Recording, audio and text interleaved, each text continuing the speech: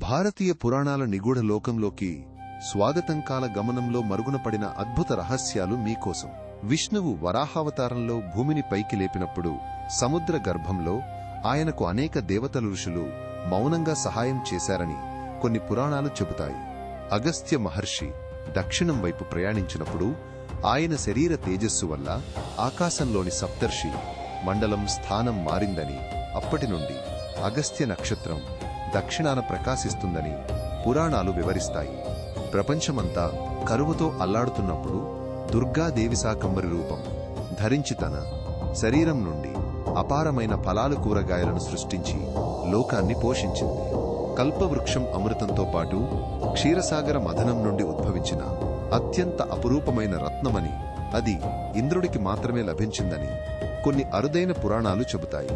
యమధర్మరాజు ఒకసారి సృష్టిలోని కర్మ సిద్ధాంతం యొక్క సంక్లిష్టతను అర్థం చేసుకోలేక బ్రహ్మదేవుణ్ణి ప్రార్థించగా ఆయన చిత్రగుప్తుణ్ణి సృష్టించి సహాయం చేశాడని పురాణాలు చెబుతాయి. శివుడి మూడో కన్ను కేవలం జ్ఞానానికి ప్రతీక కాదని, అది విశ్వంలోని గతవర్తమాన భవిష్యత్ కాలాలను ఒక్క క్షణంలో దర్శించగలకాల నేత్రమని కొన్ని అగమ శాస్త్రాలు వివరిస్తాయి. శ్రీరాముడు సీతాదేవిని కలుసుకున్న తరువాత హనుమంతుడికి ఒక అద్భుతమైన వరాన్ని ఇచ్చాడని, ఎప్పటి వరకు రామనామం ఉంటుందో అప్పటి వరకు ఆయన చిరంజీవిగా ఉంటాడని, అన్ని జీవుల మనస్సులలో నివసిస్తాడని చెబుతారు. సప్తస్వరాలు సరిగమ పదని నారదుడి వీణ నుండి మాత్రమే కాకుండా శివుని డమరుకం నుండి ఉద్భవించి విశ్వంలో సకల శబ్దాలకు సంగీతానికి మూలమయ్యాయని పురాణాలు చెబుతాయి.